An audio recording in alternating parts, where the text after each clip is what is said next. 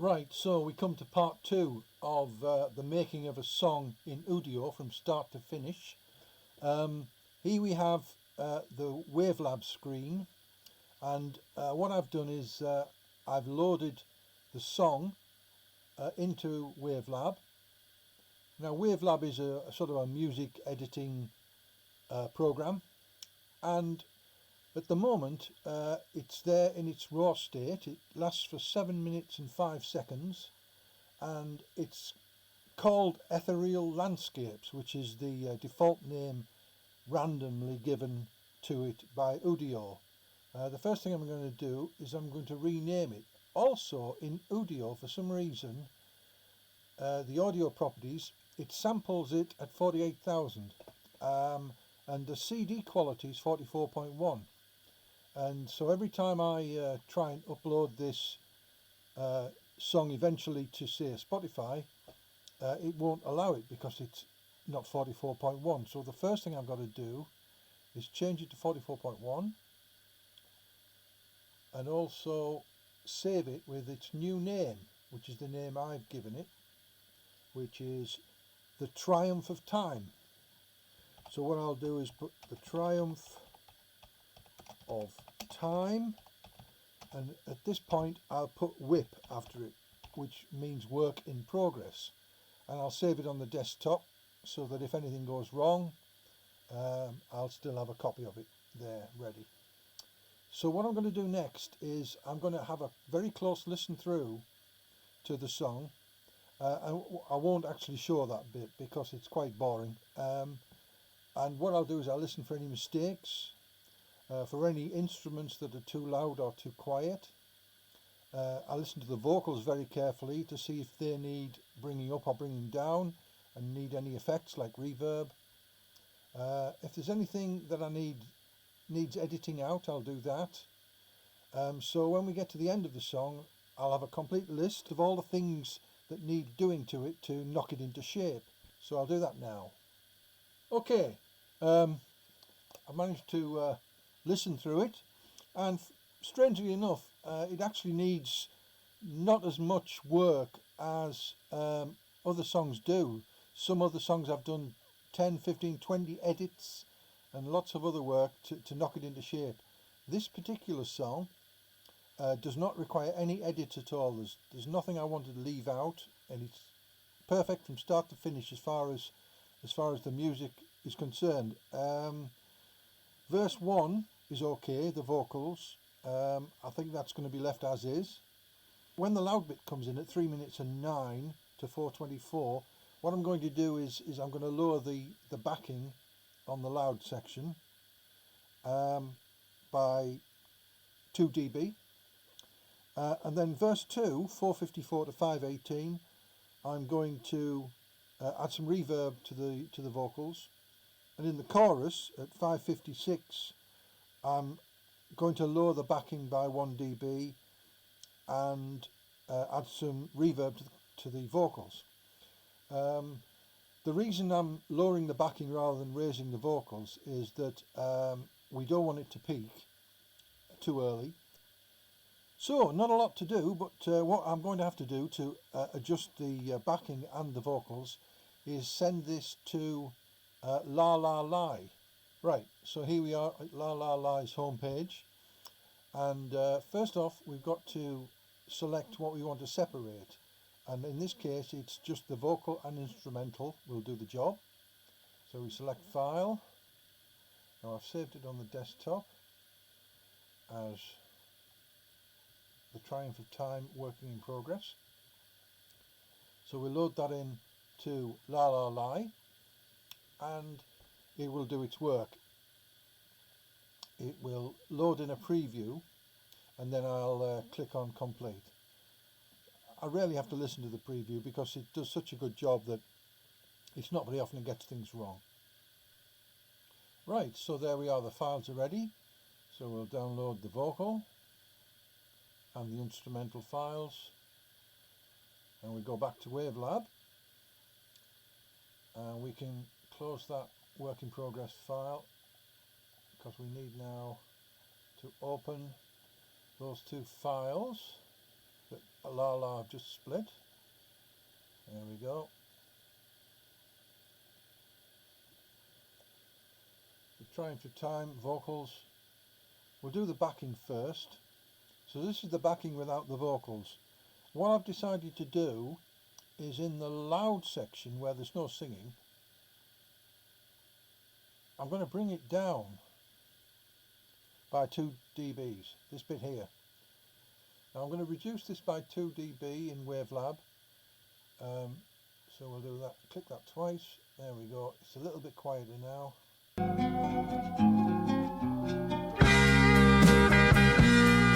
Yeah, it's still quite effective when it comes in, but it's not quite as pronounced. So that's that bit done. The next thing on the backing is the chorus, 556. 56. I just want to bring the backing down by 1 dB just to boost the vocals a little bit. We'll do that from there, 1 dB, and just a little bit. So that's the backing done to my satisfaction. Now we'll look at the vocals. On the vocals, the first one is okay. Now verse 2, there's verse 1, verse 2. Oh, you hear that? Hear that? Look at that flute there. La La has picked that up as a vocal, just that little bit of flute. So you just leave that alone, you don't touch it, because once it's mixed back in, it'll restore the flute to how it was. Don't think about muting it or deleting it. Also, you've got to be very careful when you're dealing with these 2 separate files of the instruments and the vocals. You've got to make sure you don't do any edits at all separately, because that then will put everything out of sync once you join them back together. Any editing has to be done after this particular stage. Right, so we've got the vocals, so I select the vocals there, and I've got my effects here, VSTs, natural verb. Now I'm pretty used to using this. I'll just need to move this slider towards the top there. That'll give us a little bit of reverb, not too much. Let's have a listen. Have a listen with the effect on. I will say no word that a man might say, whose whole life's love. You see how well La La split that? There's absolutely no bleeding at all of instruments in the background. It's very clear. Excellent job with the artificial intelligence now. So we select that bit there, which is the second verse, click render, and then it will quickly add the reverb, and as you notice there, just increase slightly in volume because of the added reverb. And the chorus want reverb as well, so we'll select that, click bypass off there, click render and process, and there we go. That just brings the volume up a little bit as well, and I wanted to do that. Now what I'm going to do next is actually do a test run and check each bit, because it might not have worked. I'm just working off hunches here. So we need to copy the vocals there, go to our instrumental part, get rid of that, and here we go, edit, paste special, mix, and that will add it all together again. Now I want to check the loud bit first, see if that sounds okay. That's the first thing we altered here.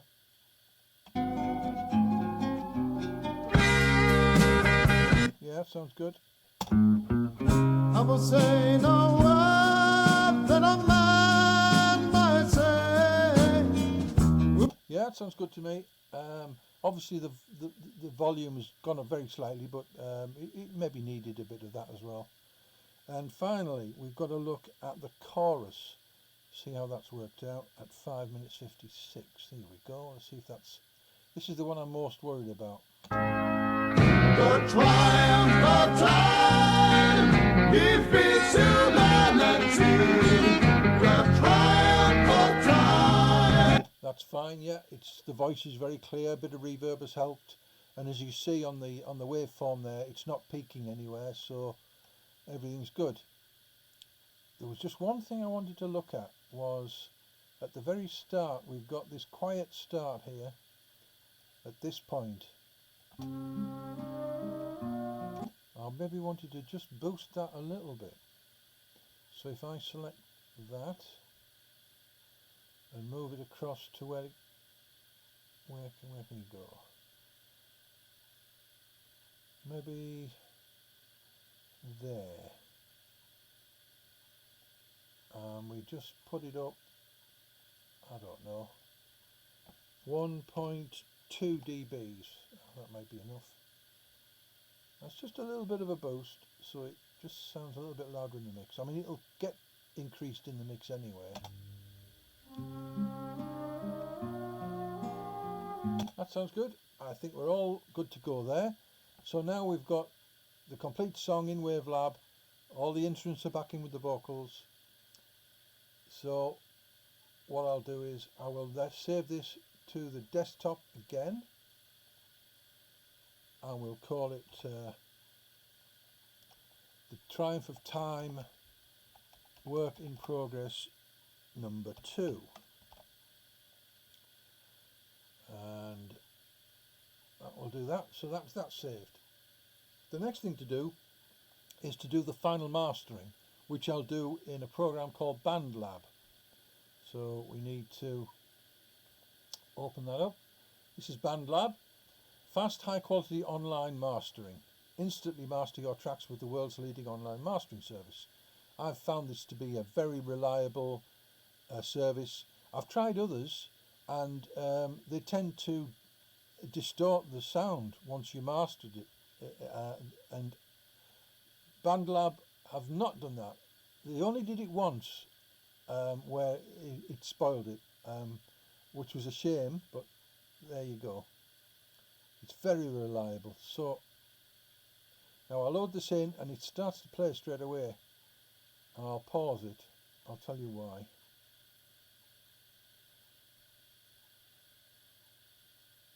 Right, so there we go, the Triumph of Time Work in Progress number 2. Now below here are 8 different mastering settings. We've got universal, fire, clarity, tape, natural, spatial, cinematic and punch.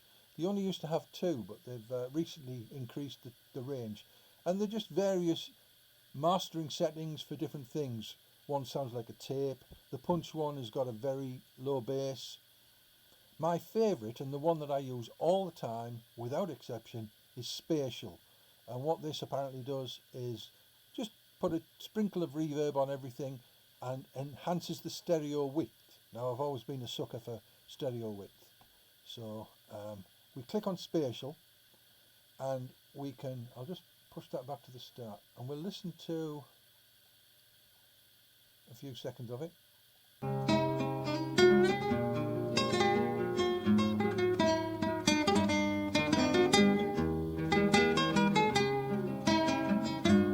There we go.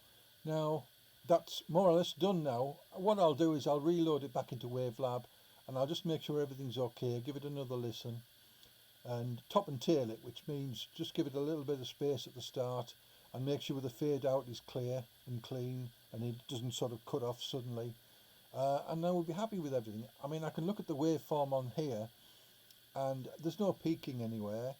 The loud bits are at the loudest and then the quiet bits are a little bit louder, so it all seems to balance out nicely. So that's it done. What I'll play next is the finished master of the Triumph of Time, which will be going on a future Sonic Paradox album in the next few weeks, and hope you enjoy it.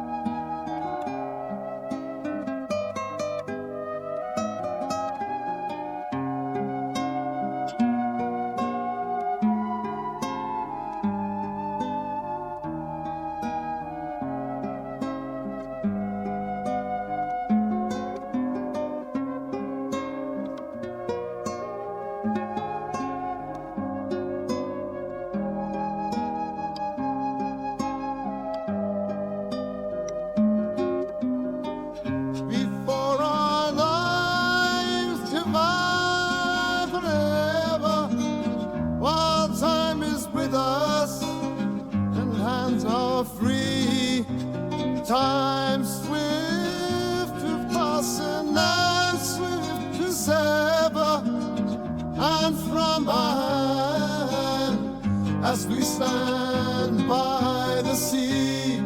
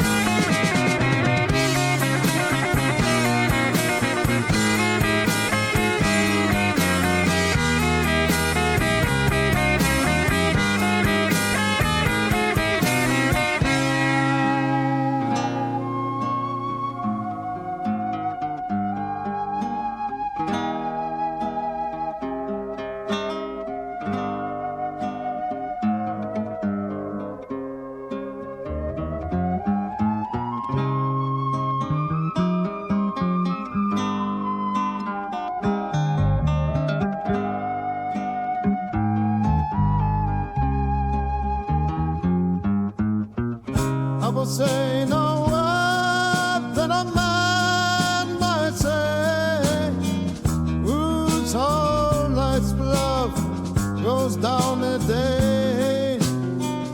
For this could never have been, and